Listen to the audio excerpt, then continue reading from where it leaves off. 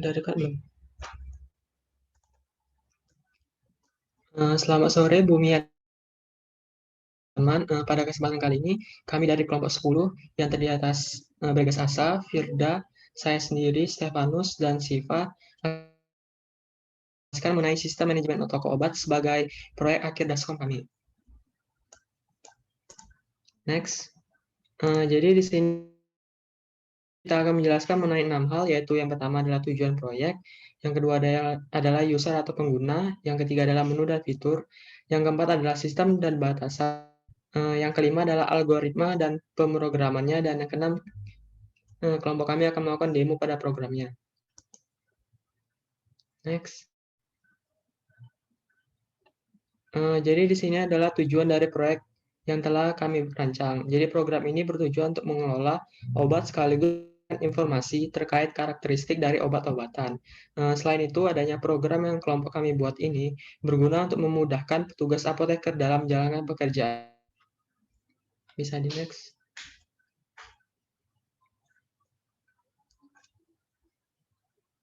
Jadi di sini kami membaginya menjadi dua user pengguna. Jadi yang pertama adalah admin database yang akan mengelola database-nya yang memiliki menu-menu dan fitur-fiturnya tersendiri. Dan yang kedua adalah admin kasir yang juga memiliki menu dan fiturnya tersendiri. Next. Oke, selanjutnya kita akan masuk ke bagian menu dan fitur. Jadi menu dan fitur dari program yang kami buat itu diperuntukkan untuk admin database serta admin kasir. Next. Untuk menu dan fitur bagi admin database, maka program akan langsung memunculkan fitur-fitur yang dapat diakses sebagai user admin database. Yang pertama adalah database awal, kemudian tampilkan keseluruhan data, yang ketiga menambahkan data obat, kemudian akan melakukan pengubahan data obat, serta melakukan penghapusan pada data obat. Next. Fitur yang selanjutnya adalah fitur sebagai admin kasir, maka yang akan muncul pada program adalah yang pertama mencari data obat, dan yang kedua adalah melakukan pembelian. Next.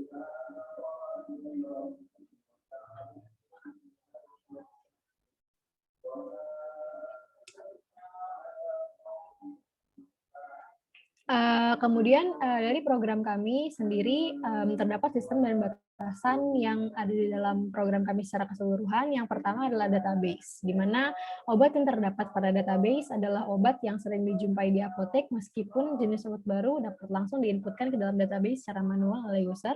Terus kemudian adalah karakteristik obat, di mana dalam program kami telah terdaftar info dan karakteristik dari masing-masing obat, seperti ID, nama, tanggal expired, dan lain-lain.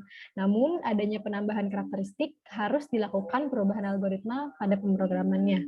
Yang ketiga adalah running program, di mana running program ini hanya dapat dijalankan pada compiler serta pembelian obat. Jadi, pada bagian pembelian obat ini adalah sebuah batasan di mana user hanya dapat melakukan pembelian obat sebanyak 1 kali karena program tidak memberikan jumlah total keseluruhan harga obat untuk beberapa pembelian obat yang berbeda. Next.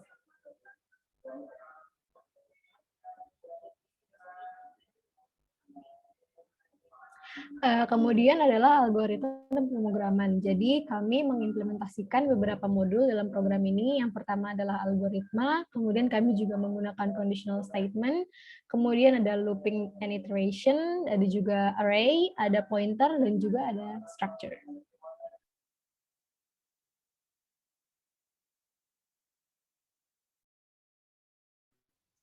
Untuk algoritmanya, kami menggunakan flowchart. Jadi, seperti bisa dilihat pada tampilan di layar, pada umumnya, ini yang seperti sudah dijelaskan sebelumnya, terbagi dua, menjadi admin database dan admin kasir. Admin database ini memiliki 5 menu, dan admin kasir memiliki satu menu atau fitur. Nah, jadi di tiap pilihan menu ini, jadi kami menggunakan yang namanya database dalam bentuk teks atau txt. Jadi ketika kami menginput database awal, ketika kita membuat database ini akan program akan membuat file txt, kemudian menginput data obat di dalam file txt-nya tersebut. Nah, nanti akan disimpan, terus digunakan untuk menu-menu selanjutnya. Nah, kalau untuk menu kedua ada menampilkan seluruh data, berarti dia membaca file teks yang tadi sudah dibuat, kemudian ditampilkan. Kemudian menu ketiga yaitu menambah data obat. Berarti dia membuka file yang sudah ada, kemudian menambahkan. Nah, untuk menu keempat dan kelima, jadi kita menggunakan database 2. Database 2 ini fungsinya untuk menerima inputan yang akan diubah oleh user, sehingga nanti ubahan ini bisa dicocokkan dengan database 1 dan diperbarui di database 1 gitu. Jadi kalau misalkan mengubah data obat, kita memasukkan data obat yang diubah ke database 2, kemudian nanti database 1-nya bisa mendeteksi kecocokannya, terus akan terganti di database 1. Kemudian yang kelima juga seperti itu, menghapus data obat. Kemudian untuk di admin kasir melakukan pembelian, konsepnya mirip sama seperti tadi, kita pakai database baru yang kita namakan database 3 untuk admin kasir aja. Jadi database 3 ini akan menerima stok yang akan diubah untuk nanti di-update pada database itu. Nah, sebelumnya di sini ada input data A di bagian atas flowchart ini. Nah, input data ini isinya ID obat dan nama obat, harga obat, stok, nama perusahaan, keterangan obat, kata kunci, tanggal produksi, dan tanggal kedaluarsa dalam bentuk struct.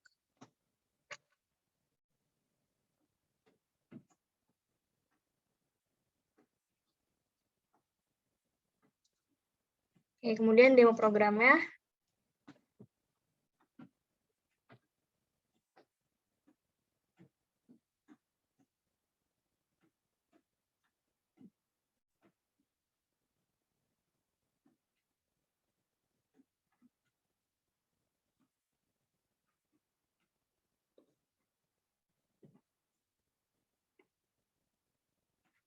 Oke, jadi yang pertama kita coba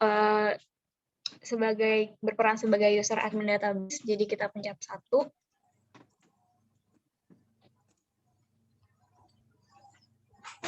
Nah, ada 5 menu dan 1 menu exit. Jadi menu pertama ini database awal. Kita akan melewati menu ini karena kita udah punya database-nya, dan kalau misalkan kita buat database awal, nanti takutnya datanya ke-reset dari awal dan masukin datanya lama lagi. Jadi coba mungkin Bregas boleh ditunjukin dulu database awalnya kayak gimana. Ya, jadi untuk melanjutkan penjelasan di dalam txt. Ya, jadi untuk yang tadi sudah dijelaskan bahwa kita punya database awal itu ada di database pertama. Kita bisa tampilkan saja, misal nomor 2, tampilkan seluruh data. Maka akan dihasilkan data-data yang sudah memang ada input dari file txt yang database pertama, seperti 101 paracetamol hingga 106. Nah, ini adalah data-data yang memang sudah dimiliki di database itu. Oke, lanjut Syifa.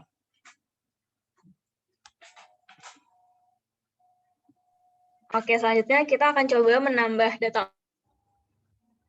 melalui opsi nomor 3. Nah, jadi nanti program ini akan membuka database yang udah dibikin tadi. Lanjut, Bregas. Ya, jadi di sini kita masukkan dulu berapa data obat yang mau dimasukkan. Untuk lebih singkatnya, kita masukkan ingin ada stok obat baru gitu. Misal kita masukkan 1 obat baru, nah masukkan ID obat. Kita taruh misalkan ID obatnya karena lanjutannya 106, misalkan kita tulis 107, nama obatnya misalkan amoxicillin, terus harga obatnya sekitar mungkin 7.500, masukkan stok obat misalkan ada 30, nama perusahaan misalkan Kimia Farma, keterangan obat itu adalah misalkan obat sakit gigi, semisal, kata kunci obat itu adalah obat terjangkau misal. Untuk masukkan tanggal obat ini adalah tanggal produksi manufaktur, misalkan hari ini bisa kita tulis 7 Juni 2021, dan kadaluarsanya taruhlah 5 tahun lagi, 17 Juni 2026. Seperti itu. Nah, ini di sini kita langsung tampilkan ke menu yang pertama atau menu awal, tapi dari data yang 107 ini, data obat ID 107 sudah tersimpan. Lanjut, Syifa.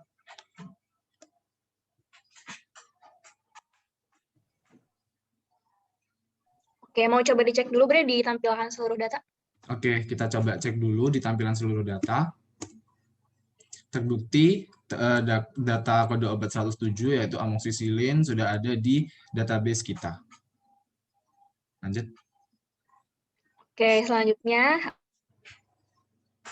untuk menu nomor 4 yaitu melakukan pengubahan salah satu data obat. Nah, jadi langsung aja, Bres. Oke, kita klik nomor 4. Semisal kita mau mengubah kode obat yang mau dirubah. Semisal tadi 107 ya. Kita tulis 107. Nah, di sini kita hanya bisa mengubah harga dan stoknya. Gitu. Misalkan kita harga obat baru misalkan dari 7.500 karena naik misalkan kita tulis 8.000. Harga stok obat baru karena mungkin ada penjumlahan stok obat tapi belum ada pembelian, maka mungkin ada pertambahan, kita taruhlah tulis 70. Nah, di sini sudah ke-reset lagi, masuk ke menu utama. Untuk bisa melihat lagi, kita bisa klik fitur nomor 2 yaitu tampilkan seluruh data. Kita lihat benar bahwa sudah 70 yang semulanya tadi obat 107 itu 30 stoknya, atau amoxicillin 30 jadi 70. Jadi stoknya sudah bertambah dan harganya juga sudah berubah. Lanjut. Oke, selanjutnya menu nomor 5 yaitu melakukan penghapusan pada salah satu data obat.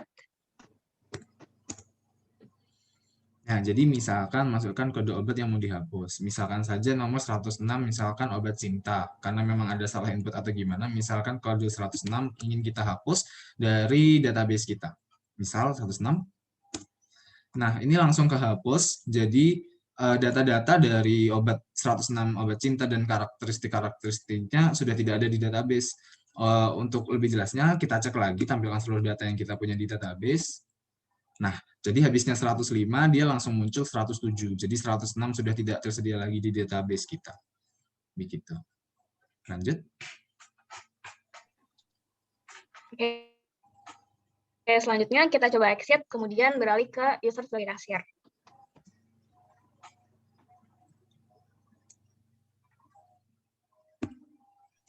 Nah, jadi untuk misalkan mau ke kasir, kita klik exit dulu, habis itu tekan 1 untuk lanjut, dan habisnya itu pilih admin kasir. Lanjut, Syifa. Oke, di sini menunya cuma ada satu, yaitu mencari data obat dan melakukan pembelian. Jadi nanti menggunakan database baru, dia akan mencari obat atau mencocokkan obat dari database yang awal, database yang pertama. Oke, misalkan saja kita ingin beli obat amoxicillin tadi yang sudah dimasukkan data, yaitu kita masukkan tadi kodenya 107. Nah, jadi sudah ditampilkan kriteria-kriteria dan karakteristik informasi obat. Nah, lalu masukkan jumlah yang ingin dibeli. Misalkan mau beli 2, gitu ya. Nah, nanti keluar bahwa harganya sebesar 16.000, yaitu 2 dikali 8.000. Nah, ini langsung kembali ke menu utama kasir, dan di sini sudah langsung terkurangi dari stok obatnya. Kalau misalkan mau beli lagi, bisa klik nomor 1 lagi. Tapi untuk misalkan mau mengecek tentang ketersediaannya, kita bisa langsung ke menu admin. Setelah itu melihat tampilkan seluruh data di poin nomor 2. Nah, terlihat dari data bahwa tadi yang amoxicillin jumlahnya 70 dikurangi 2 jadi 68. Sehingga menu database dan kasir yang telah program kami jalankan telah berjalan sesuai ketentuannya. Dan untuk yang sebelah kiri tadi, ini adalah program-programnya. Kita membuat fungsinya dipisah-pisah. Di sini ada program database kita pakai semua modul-modul yang ada di praktikum maupun kelas. Di sini sudah kami bagi untuk fitur-fiturnya, setiap fungsinya ada tampilkan seluruh data. Ada yang ketiga, menambah data obat sampai kasir, yaitu pembelian obat. Dan di sini ada menu utamanya, gitu. Ya, seperti itu. Oke, mungkin nambahin lagi, Bre. Jadi karena kita pakai database, data yang udah kita input itu tetap ada di database, meskipun kita menutup programnya dan memulai program baru. Coba kita tutup dulu, Bre, habis itu kita jalanin lagi. Ya, semisal kita tutup programnya. Saya tutup. Semisal kita buka lagi. Sebentar loading. Dan kita run. Nah, kita ingin melihat stok obat yang memang sudah tadi kita operasikan. Nah, terlihat bahwa stoknya adalah 68 dan benar bahwa amoksisilin tadi sudah benar baru ditambahkan dan perubahan dari harga dan stok sudah dilakukan. Jadi program ini berjalan sesuai rencana.